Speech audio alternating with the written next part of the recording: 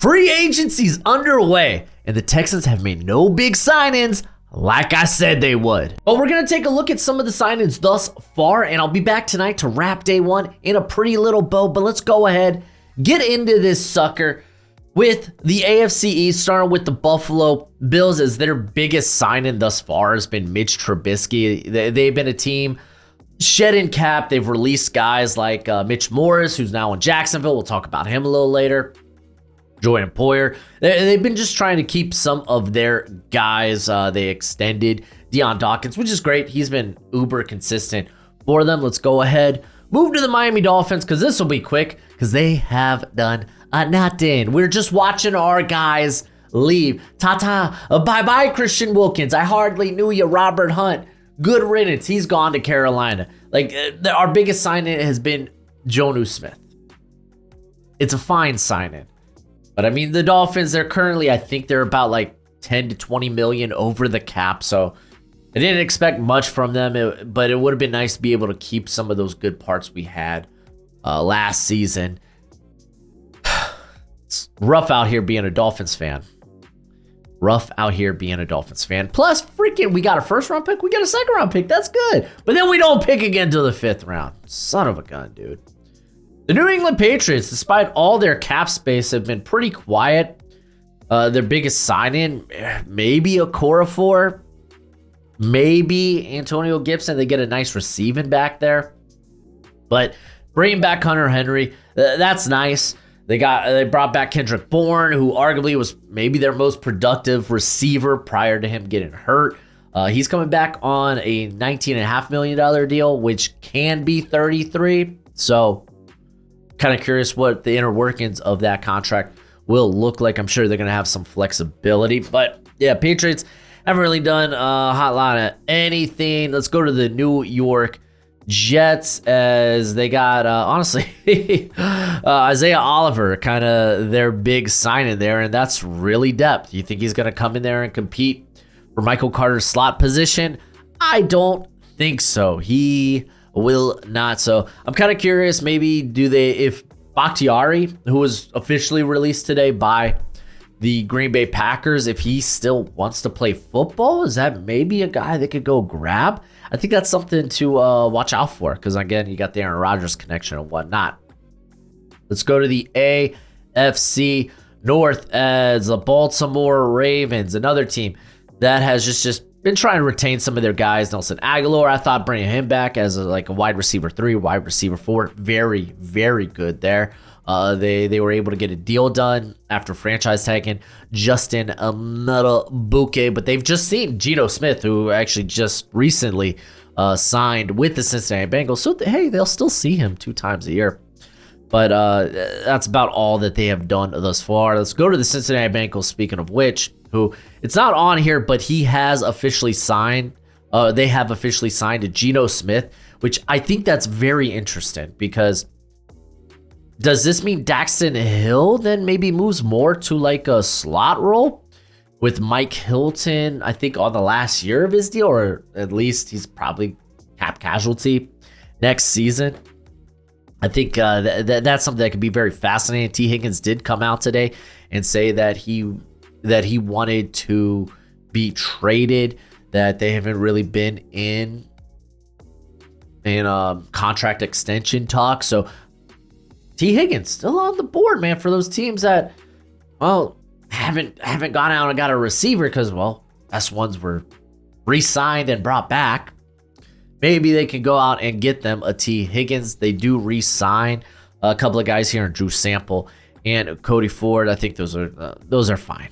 It's okay.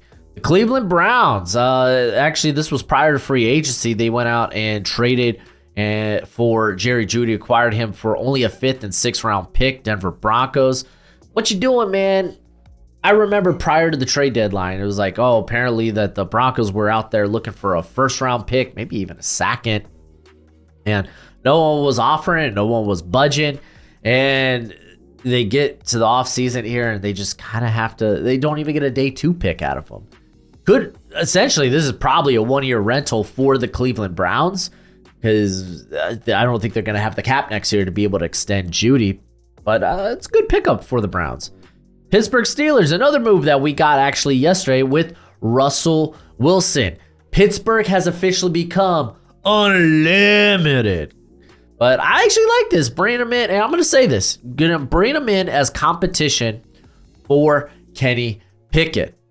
I really do think that they're going to have a competition in camp. I do believe Russell Wilson's going to win that, but I don't think it's out of the cards that Pickett isn't the starter anymore. So we shall see.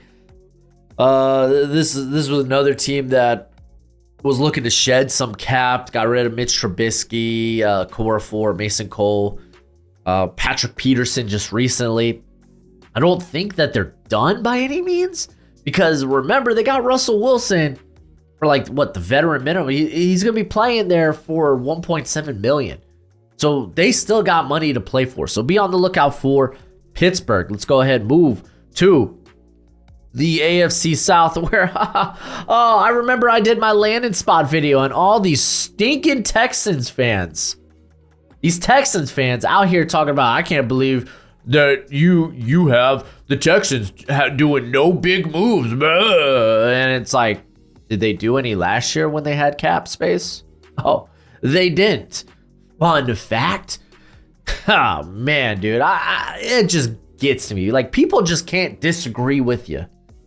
They have to be stinking rude about it. I'm just saying, if you're going to be rude in the comments, I'm going to be a douchebag. Douche recognized douche. And I'm the biggest douche in the game.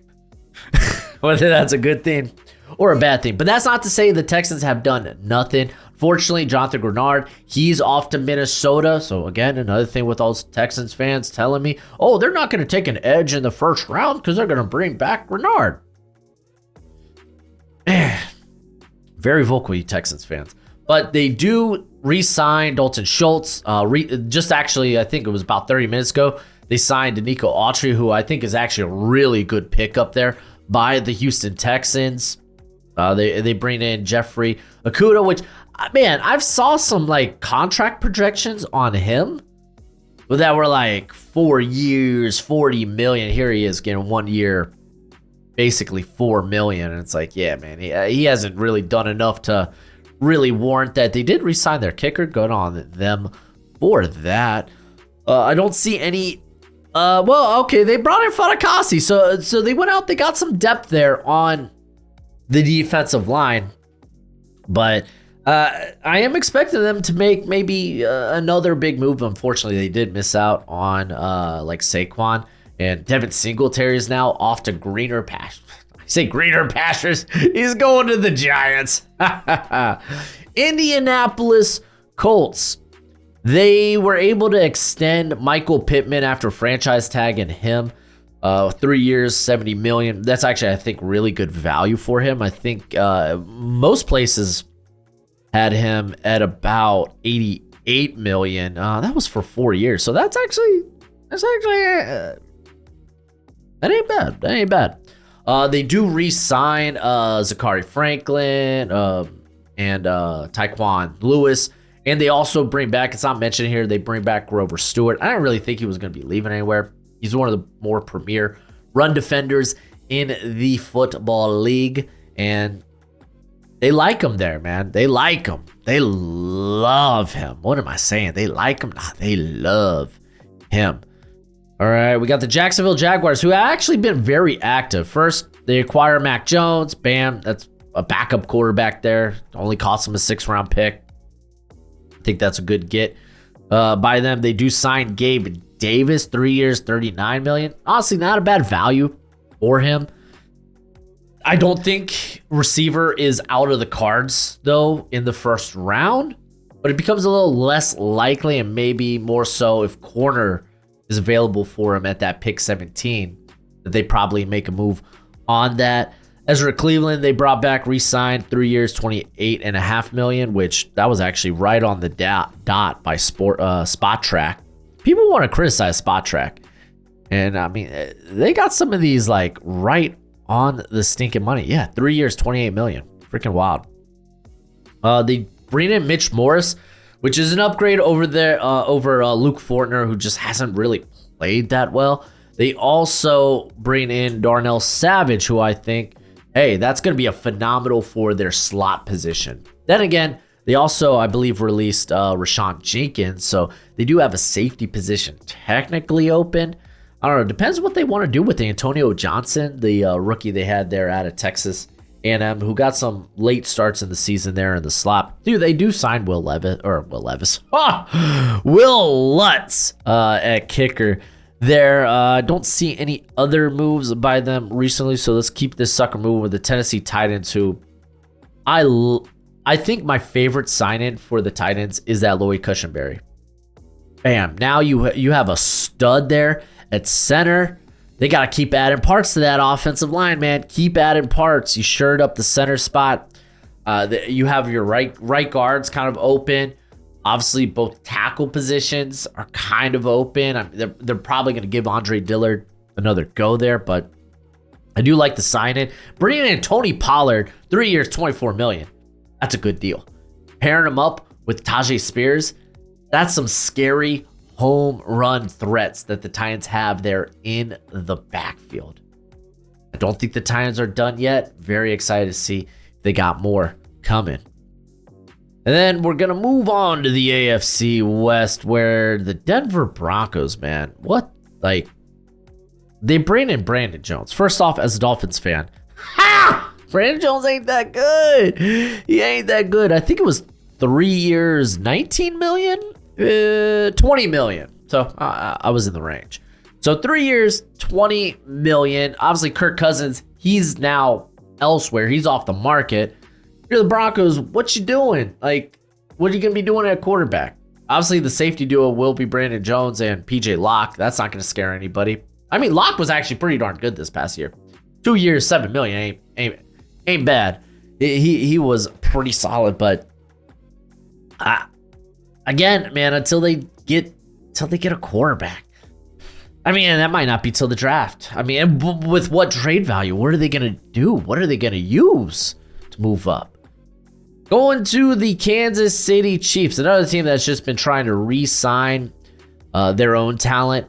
They gave that massive contract to Chris Jones, who absolutely deserved it. 5 years, $158 million. Massive. Drew Tranquill, they end up bringing back 3 years, $19 million. That's fine.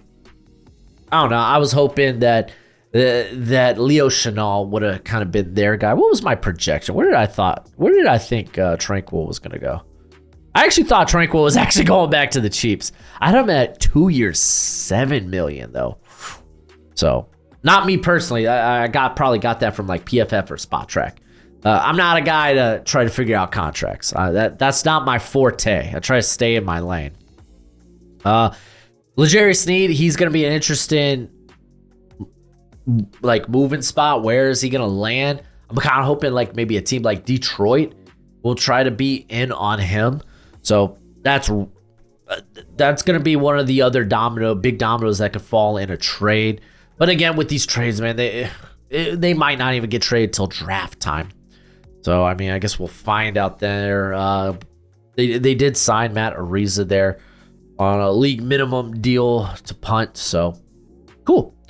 Las Vegas Raiders, they took Christian Wilkins from the Dolphins. Not that he was coming back at all, but he ends up getting 4 years, $110 million. I love the Raiders going out and being super aggressive and just getting that monster on the interior there. They did also release Jerry Tillery, which that's kind of fine. He was always just kind of a pass rusher. He offered nothing in terms of run defense. Wilkins, he gives you that. He gives you that in tenfold. Andre James, I figured he was going to be back there with the Raiders. I think that's where I projected him to go. And it was at 3 years, $24 million. Man, nice. But I am curious, man, what other moves the Raiders may make here. But I mean, that Christian Wilkins is such a massive move. They do lose Josh Jacobs, unfortunately. So I am kind of curious what you're going to do at the running back position. Some people might like Zamir White, but you got to bring in competition. I will not be satisfied with Zamir White. Chargers. This one was recent. They bring in Gus Bradley. Ha ha! He hasn't been there in years. Gus Edwards.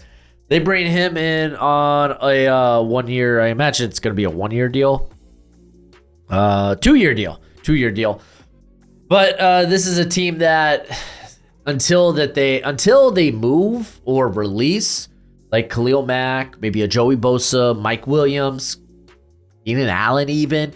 They don't have a lot of cap space to work with, so it will be curious to see what do the Chargers do with those players, because those are some massive names if they end up hitting the open market.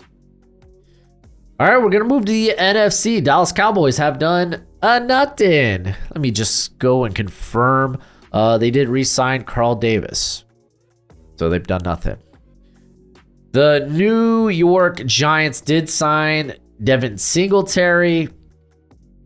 That's about the only move to speak of. I do think they brought in offensive line. Did they bring in John Runyon? They just don't have it on here. Let me just check real quick. They did. 3 years, $30 million. Was that his projected contract?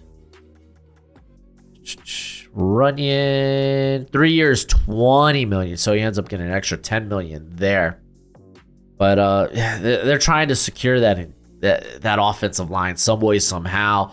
It's kind of got to start with the interior, because you're kind of hoping Evan Neal works out at tackle, and you already got Andrew Thomas. Obviously, you invested in center and John Michael Schmidt. So you got Runyon coming in there and play right guard, left guard. Maybe you can do something about that. But I mean, Singletary's a fine back, but you got to be hoping and praying for better. Maybe they try to address that somewhere on day 2 or early day 3 of the draft. Oh, the Philadelphia Eagles, they've been busy boys. So we apparently Josh Sweat's on the trade block. They made some moves. Saquon Barkley being probably one of their I'd argue that Bryce Huff's their biggest move, but the Philadelphia Eagles signed Saquon Barkley 3 years, essentially $38 million. I didn't think the Eagles were a team that necessarily needed a big priced running back, and they go out and get one, man. I honestly thought they could probably got some of the more value deal guys in free agency, maybe like a J.K. Dobbins. They like taking those guys that are coming off injuries and seeing, hey, what they can do. They did it with Rashad Penny last year. You could even make a case for DeAndre Swift, excuse me. But golly, they could have addressed it in the draft. I don't love this move. I don't know, man. I mean, I love the player, but golly, man, that's a lot to pay a running back. It's a lot, especially with your secondary looking the way it does. They do sign Bryce Huff, which is interesting because he was mainly used as a DPR option, and I imagine that was going to be the Nolan Smith role. Someone's got to be able to stop the run there. I don't know. I mean, Nolan Smith ain't that bad of a run stopper, though. He wasn't, despite him being undersized, he was actually pretty good run stopper at Georgia. I don't know. We'll see. I mean, the pass rush definitely did get better. I'm curious if they will move Sweat, because if not, man, they just got pass rush galore. They did end up extending Landon Dickerson 4 years, $84 million, could go up to 87, $50 million guaranteed. Golly, that's a hell of a lot of money, but he's been real good for them. Let's move to the Commanders. This is like I predicted, because hey, everyone and their mom probably predicted this, that Tyler Biadasz was on his way to the Commanders to join Dan Quinn. He ends up getting signed 3 years, $30 million. I believe that was the projected price for him. No, 3 years, $21 million. So people spending a little bit more on some of these interior players. I mean, when we get to the Panthers and what they spent on Robert Hunt, yeah, people are spending a lot on these interior players. They did bring in Zach Ertz. That's kind of a whatever move. And then Dorrance Armstrong will reunite with his former DC there. We know the Commanders, they were very desperate at edge. Armstrong's actually been fairly solid. He's like only 26. So you got to wonder, man, if does he continue to just take that bump, take that play to another level. But honestly, I thought that was a solid move there for the Commanders. We're going to move on to the Chicago Bears. As they went out, got DeAndre Swift. I didn't think they necessarily had to, but I mean, 3 years, $24 million. That's not bad. That's actually a solid deal there for him, especially if he could stay healthy and bring the production he did from what he did in Philadelphia this past season. I'm just trying to catch if I'm missing any news right now that I want to talk about now. They did trade for Ryan Bates. I hope he's not their center. I hope he's just their depth piece. I think he's a good depth option. They were able to extend Jalen Johnson on a very good deal, 4 years, $76 million. They bring in Kevin Byard, who had the down year in Philadelphia, but to be fair, no one was good in the secondary in Philadelphia. So maybe he come back and because keep in mind, man, this cat is a top 10 safety in the NFL.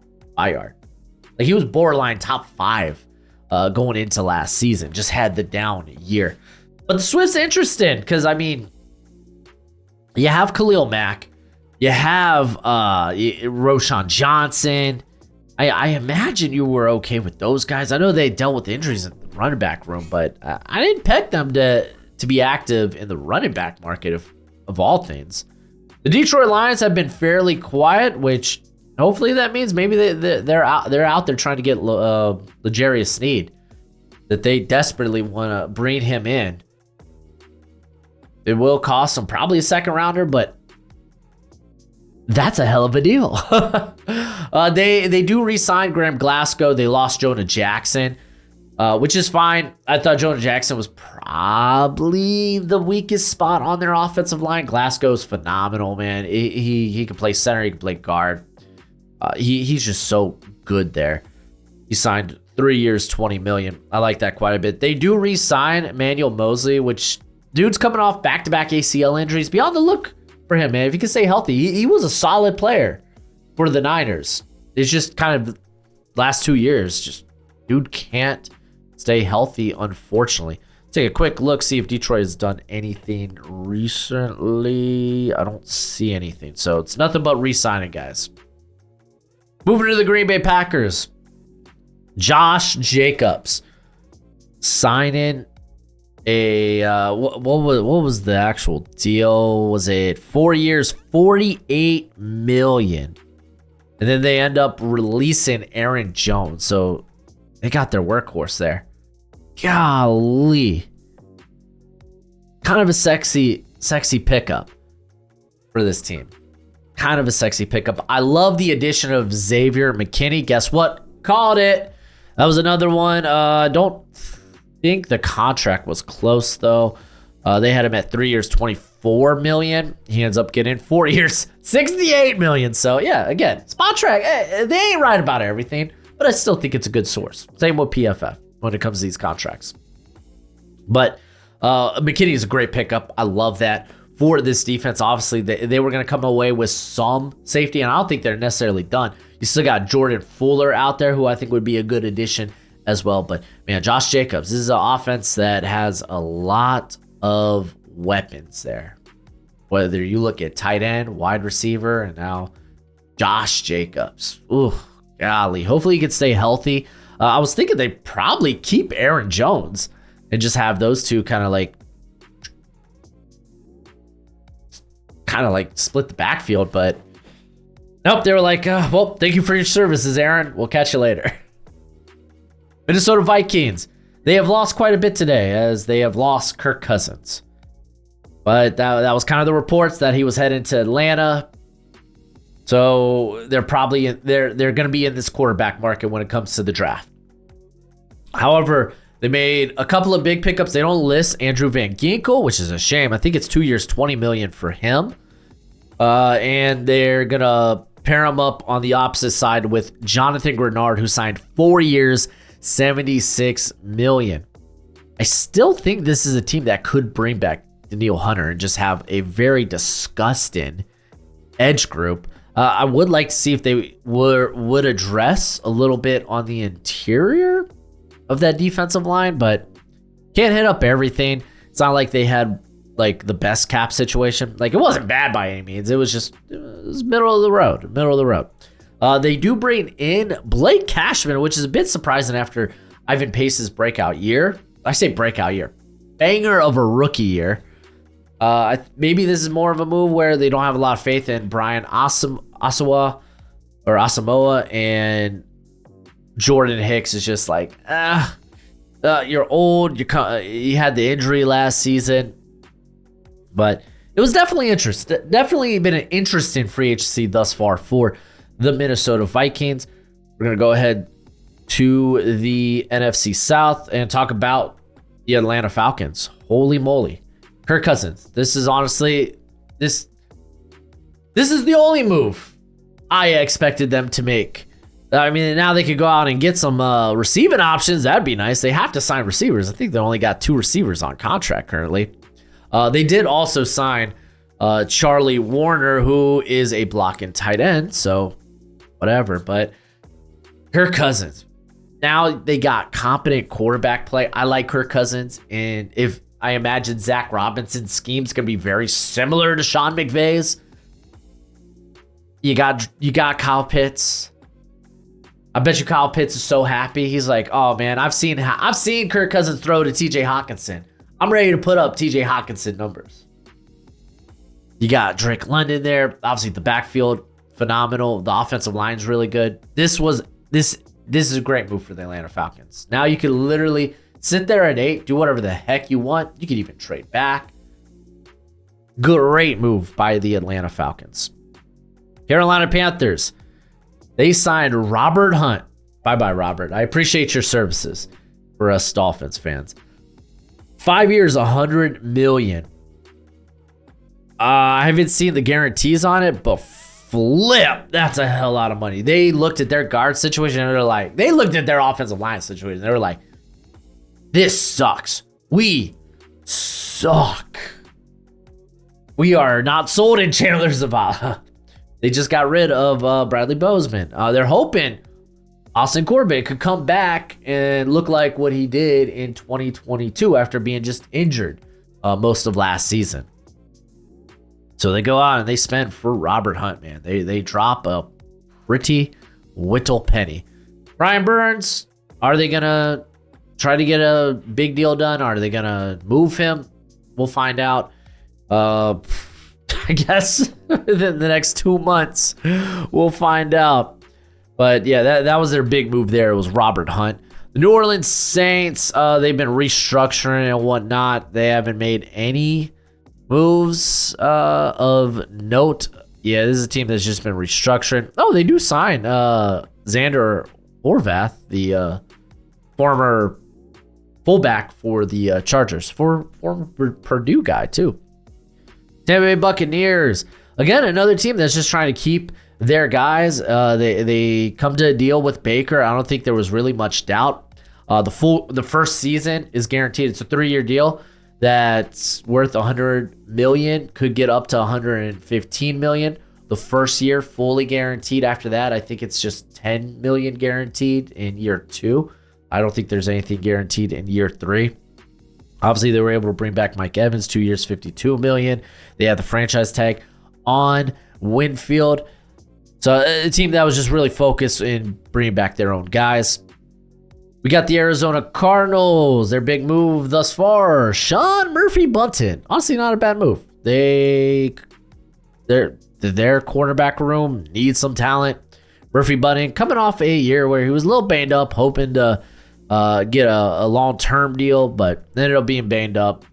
So good player for them to add there. They've also signed Bilal Nichols there on the interior. So Cardinals have literally done zero. All right, so we got the Los Angeles Rams, who have been very active. Actually, this is one I'm very excited to talk about. They signed Kobe Parkinson. Tyler Higbee, man, the dude gets beat up every year. Maybe they like Davis Allen as a tight end too. So they bring in Kobe Parkinson on a 3-year, $22.5 million deal. I like what he did for Seattle, but he was always stuck in that rotation. I'm very excited to see what he will do for the Rams. They re-signed Kevin Dotson after having a great breakout year last year with the Rams. He deserves it. But then they go out and get Jonah Jackson, 3 years, $51 million. I'm assuming Steve Avila is moving to center then.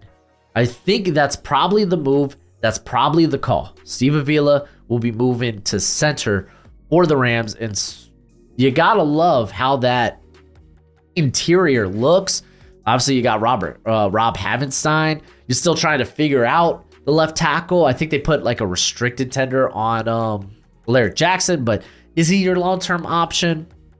I'm just saying tackle's still in the cards there for the Rams.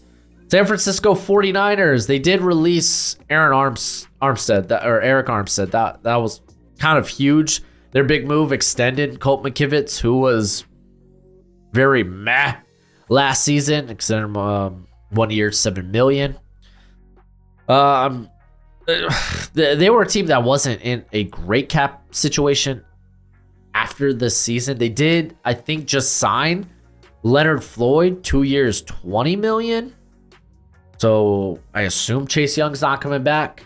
Chase Young will be out there floating around. So very intriguing, but Niners ain't really doing much. Have the Seattle Seahawks done anything? No, they're probably just trying to work on bringing back stinking Leonard Williams. But hey, I'll be back again tonight when all this dies down with actual grades for day one in free agency. It's been fun. It's been nuts. So be back later tonight for that. But until next time, you be easy, my friends. Later.